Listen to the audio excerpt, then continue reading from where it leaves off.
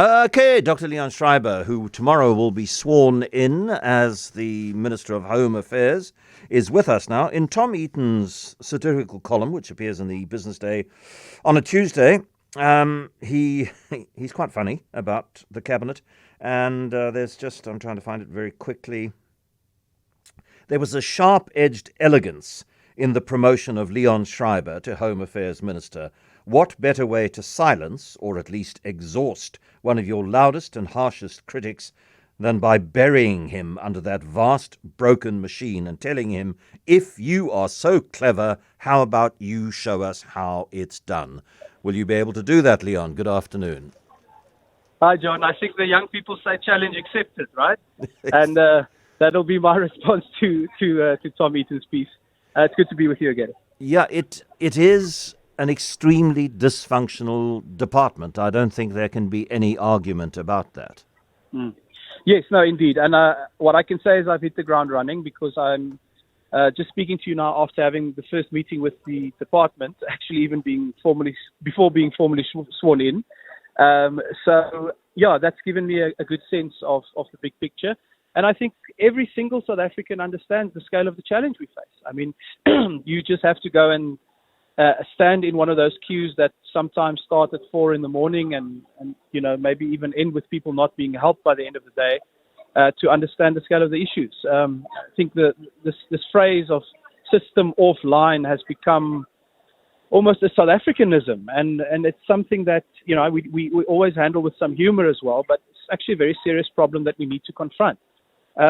So we can add to the list issues around the processing times for critical skills visas or people who want to invest and help us grow the economy who actually can't do so because they are dissuaded by the inefficiency of the system. So I think the scale of the challenge is well known. And it's certainly not going to be a situation of snapping your fingers and everything is fixed overnight. But I also refuse to accept that nothing can be done about it. And I think that's where the work is going to lie over the next term.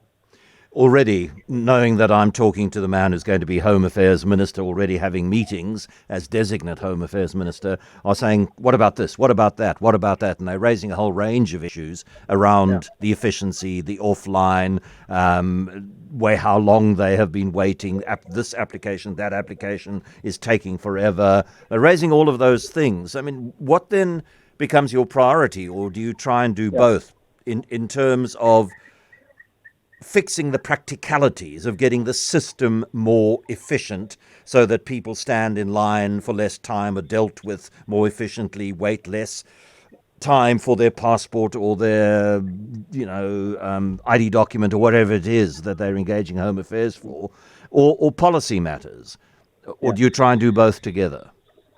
Yeah, John, one of the things I learned in my job that I did before entering politics, which was actually all about researching how you reform institutions that are broken in developing countries, is that you must not get overwhelmed by the scale of the problem to the point where you can't prioritize. I think prioritizing is the secret ingredient at the start of a challenge like this, where you have to be able to say that the scale of the problem is so big. It is the proverbial elephant, and that you can only deal with it one bite at a time. But you then need to know what that's going to look like. And so I think there are a couple of key priority things that I already discussed with the department today, and that obviously will be fleshed out as I go around visiting Home Affairs offices, visiting different stakeholders, visiting the banks that are trying to help the department, the immigration lawyers, etc. And that is to make sure that we have a clearly defined and easily understandable set of priorities that include things like shortening the queues, if not defeating them entirely. That include things like making system offline an aberration rather than a joke in South African society. That include things like ensuring that people who apply for visas are able to do so in a much quicker and more efficient way than they currently do through the embassies, speeding up those kind of processes, and basically getting the implementation side right. But then you can include among those key priorities some of the policy reforms that we need to look at. That can include things like simply regulation that sometimes tie down the processes because there are too many steps or too many role players involved. But it can also include looking at the attractiveness of the critical skills list, of the the visa process itself. And then I think you can do both, but the key is going to be very clear about what the priorities are that we can actually get done in a way that can deliver some immediate improvements.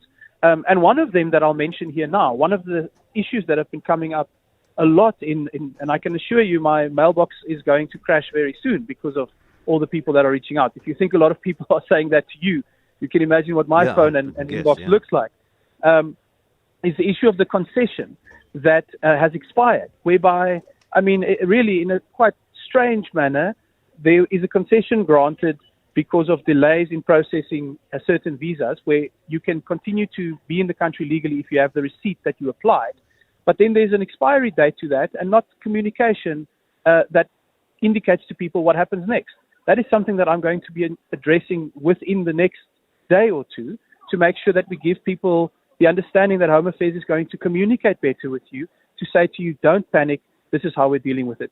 So those are some of the basic things that if you prioritize communication, some of the basic implementation problems and reforms that I think we can see progress on over the medium term.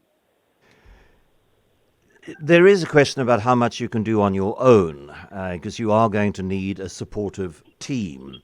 And you won't know yet how supportive that team is going to be. And that's something that is going to require, I think, diplomatic skills, because you can't do this on your own. You might be entirely well-intended in what you want to achieve, and those are noble goals, it sounds like, but you can't do them as Leon Schreiber acting alone. You can only do that as Leon Schreiber acting in concert with your deputy, with the Director General, with Deputy Directors Generals, with the head of Home Affairs in the provinces, and so on and so on.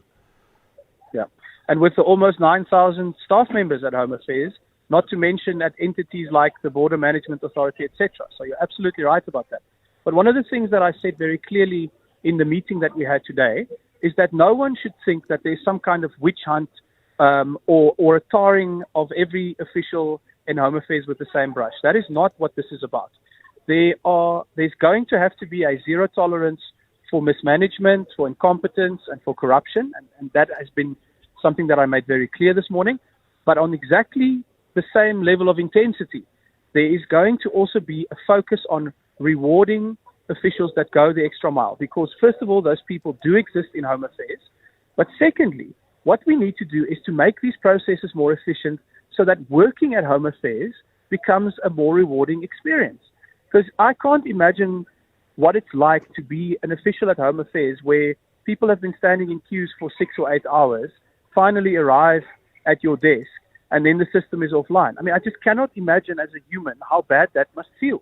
And so we actually need to engage the officials and the staff members at Home Affairs with the same approach to improving their working environment. And John, at the end of the day, for me, this department and what needs to be done here is all about dignity. At the end of the day, we are dealing with people's lives here. This is the first department you visit when you have a child that is born, and it is the last department your family interacts with when you pass away. So this is an intensely personal, emotional issue for many South Africans, and we need to start treating both the customers of Home Affairs with dignity, but also enhancing the dignity of what it means to work there. So yes, we're going to have to build a strong team. I think the initial engagements with the Director General, with the Deputy Minister Nzuza have been positive, and my approach to this is absolutely what I said to the officials today, that we're going to elevate excellence and we're going to deal with maladministration where it rears its head. But overall, we must pull together in the same direction to show South Africans that things don't always have to be bad. The expectations in this country are so low. People don't believe that things can get better. And if we can take a place like Home Affairs, which in many people's minds is almost synonymous with failure and the inability to get things done, and get it moving in the right direction, even if it's through the basics that we've discussed now, I think that sends a powerful message to South Africa that things don't have to be this way. Leon, thank you very much for some time in what must be a very, very busy day for you. Dr. Leon Schreiber, who tomorrow at the Cape Town International Convention Centre will officially be inaugurated as the new Home Affairs Minister.